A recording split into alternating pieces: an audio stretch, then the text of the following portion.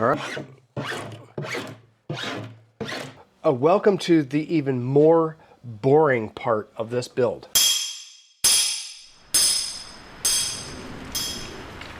When you take this lid off, ow, you're gonna see raw plywood edges. I can't let it go. I mean, I bought, I don't know what, $100 worth of aluminum at Home Depot just to make these go away. What an idiot. Stay tuned because I'm gonna show you how to edge band with an iron. They have iron-on edge banding. It's pre-glued. So to edge band, iron-on edge banding, surprisingly enough, will require one iron. I know, it's crazy. Get a roll of it. Birch, maple, I can tell you right now, that's maple. You know, plug that in while you're getting all your crap so it's heating up and it's ready to go. All right, then, does this fit here? Does that fit here? Yeah, it does. Kaboom, cabana. And we're gonna cut off, just leave a wee bit of excess. You know, like a 16th to an 1/8 maybe. The other thing we're gonna need is a file, you know, like meant for laminate, okay? And then a good hard block. And then I like having these blocks around with sticky back sandpaper on them, so I can burnish it on, and you'll see what I'm talking about here in a second. And then after I file it, I can do some hot sanding action. Okay, now let's get this party started. So I call this first part kind of preheating it. Just kind of go back and forth and add a little heat, and you don't want to see any of the edge of the plywood, anything. All right, and sometimes I wet my little thumb here, grab a hold of that, pull it over while it's hot. Picture that glue like butter. You know, when you grab a stick of butter, it's going to be hard and rigid, take it out of the refrigerator, but then when you warm it up, then all of a sudden it's almost like a liquid state, and then you're going to burnish it in. I call this, the act of this, burnishing, and concentrate on the outside corners, you know, at a wee angle, you know, like kind of like, not flat, but like that. And get that corner good, because that's the one that wants to lift up a lot. Get the other corner good, and then alternate back and forth. And here's the thing, it's on, it's stuck, it's not going anywhere. It's still kind of warm, so as it's cooling down, go ahead and show it a little extra love as it's cooling down. Come right up to here, and I probably have to fight with that cord a little bit. All right, then I'm gonna kind of, let's call it, before the preheat, let's call it a pre-place, just to kind of make sure that this thing isn't kind of wandering off like that, because it will, like your 2-year-old daughter in the department store. Oh my gosh.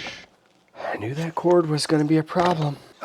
There isn't a cordless iron that I know of yet, but I tell you what, if there ever was a need for one, it's right about the time when I'm edge banding. So I'm going to heat up the this first part along with the tip of my finger.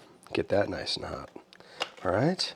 Then, look at that. I'm going to kind of encourage it to be kissing the edge of that, okay? And that way it's pretty, it doesn't want to move too far. Then, preheat this sucker all the way down. And there's some things that I'm doing with my pinky, like right underneath there, and I'm guiding it with my index finger and my thumb. I can't even really explain it any better than that, or how or why that's necessary.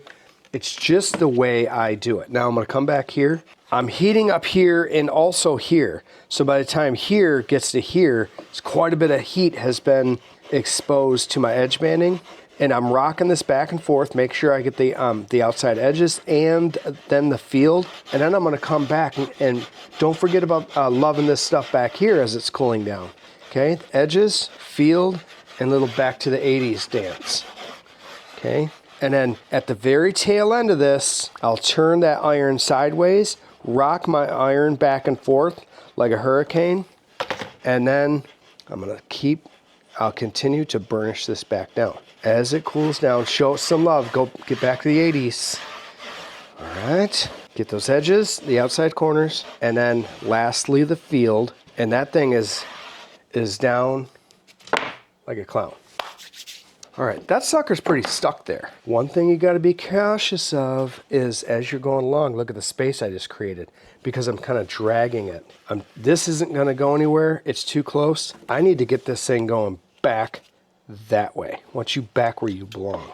So somehow I've gotta heat this up enough to allow me to move it. I gotta move that edge banding, boys. She's gotta be moving in that direction. Oh, look at that. Yep, I just tightened that thing up, all right? And how I did that, now that this is down, I'm gonna heat the whole thing up. Now I'm gonna go back the other direction, do a little dance, grab a little corner, and do the field tonight. Now I'm running back into the direction of, my base point. The piece is perpendicular to this. Let that sit for a minute, not a minute, a second or so, and get that nice and tight. Revisit it a little bit with some hot pressure action, okay? Then, the other thing is, I forgot to mention, you'll find little specks of sawdust, debris, maybe a grocery cart, something. It's just gonna prevent you from, laying it down nice and flat. Just go ahead and broom that off with your mitts a little bit, before you get too far. Get you some heat. Get you some heat going on. All right, doing a little preheat, making sure that I'm not overlapping and I don't have a little gap there. Look at there, I got a little gap. Nobody likes a little gap, so what we're gonna do is by going back and forth, I'm heating up the entire piece. I put a little moisture on my thumb with my spittle and try to bring those close together. So by going back and forth like this, not for 10 or 20 minutes, just you're warming it up on the glue on the back side of that. It'll heat up rather quickly. And you're like, all right, well, what setting do I have it on? But the highest setting. It's hot, I'm not gonna put it on 6 or 5 or something. I'm trying to heat this up and get done, yo. Yeah, you like that? You don't want to come up because it'll lift this off of your substrate. If you push down, your substrate is backing it up. I'm hanging onto the handle just in the most gentle manner. I'm not like, all right, who does number 2 work for? It's not like that, man. Just graceful. I don't know why there's like a wee lip there. Sometimes you'll get a little buildup of the glue on the underside. Let's talk about that glue for a second. All right, this is the back side. I don't know if this camera is going to pick up the texture of that glue, but there's a layer of glue that was placed on there by some super duper machine perfectly. I don't know how they do it. And when that is obviously heated up, and it'll cool, and if you burnish it in between those 2 stages of temperature into your substrate, that glue sticks to the wood really, really well, okay? And action.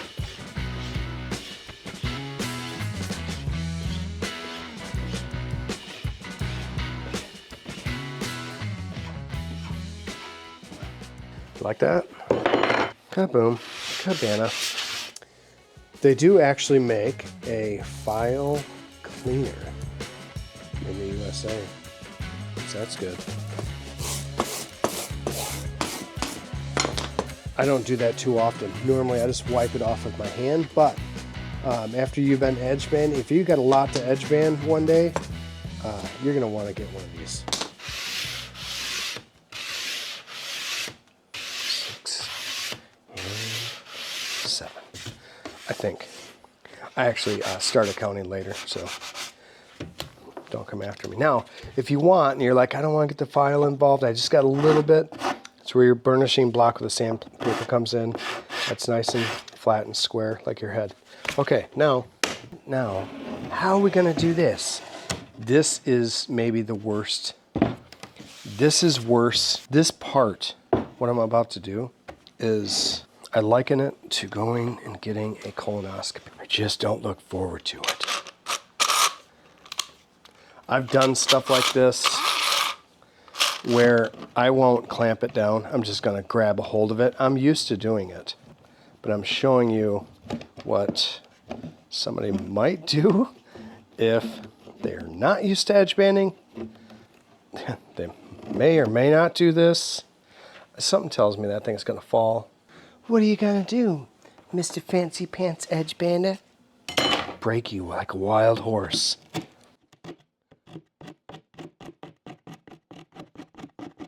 We call this wee strokes.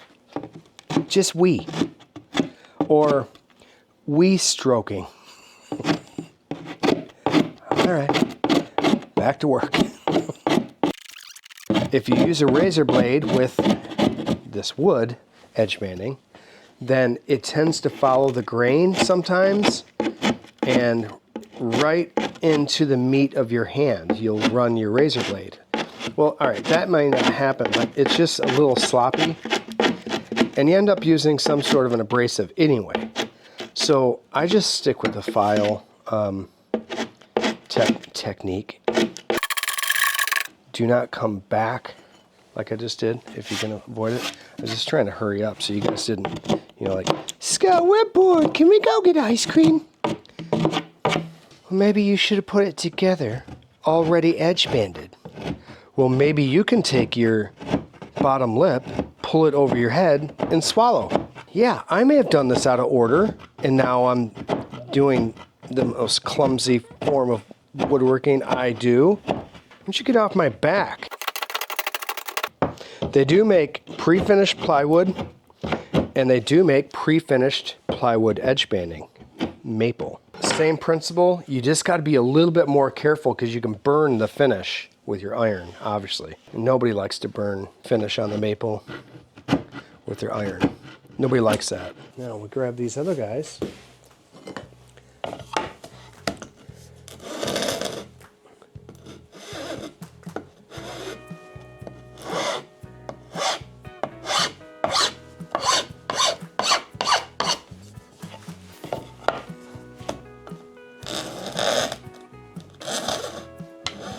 So I got a little pile going.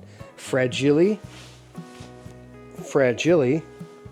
and fragile, but it's no big deal. And I just keep alternating them back and forth. So while you guys were napping, I cut that a little short. We're gonna ignore that. Don't look there, okay? B, I held this stuff. I don't want too much debris more than what I already have down in here. Look at this. Oh my gosh, there's so much dust. These biscuits I put in after I edge banded, and I kind of just like put one in the side of each corner, so there's just 4 total. There's a receiving slot, and of course I did that after I edge banded, so that way the lid goes on real nicely. I'm not sure exactly how I'm going to deal with that because it's like got the static cling to the plastic thing. So I left everything as flush as I could going this way, which meant I had to heat up, little sections of this and just kind of tug on it, which left me, burnt fingertips in certain cases. But it was definitely worth it because, this way I'll have minimal amount of, filing this, which is only like, half an inch down, would have sucked. I can just go through here. And I did it, I think, in a little different order than I did the lid. One thing you got to know about edge banding is sometimes when you do what I just did, you can go back, because it seemed like it lifted that up a little bit.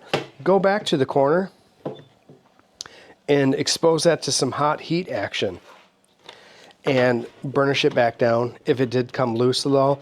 The ends and the corners are the most likely to, kind of peel back up a little bit if they do. I mean, when I put that file on there, it wrinkled that up a little bit, this, it doesn't take this long. one. So you can go ahead and re-burnish that back down. No problem, The main event.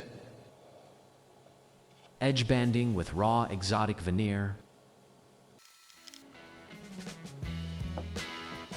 If wood glue dries in 45 minutes at 73 degrees, let's say, that's just an estimate, at 200 degrees, it's damn near instantaneous.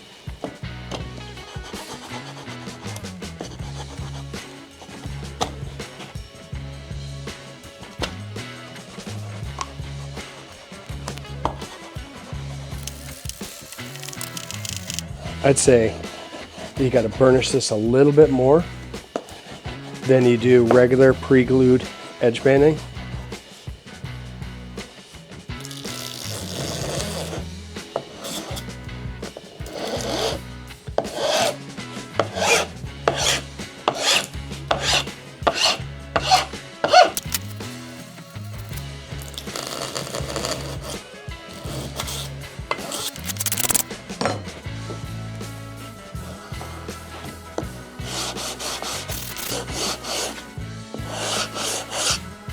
It's sturdy, it's rock solid.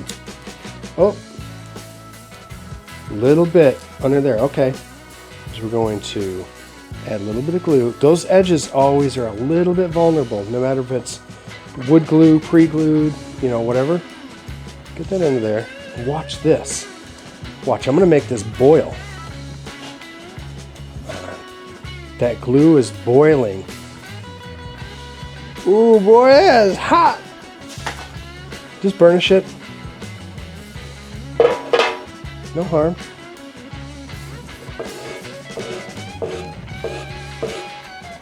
It's thermal adhesion. Then just go around and just file everything back down. When there's this much to file off, it actually comes off pretty cool. I'll show you.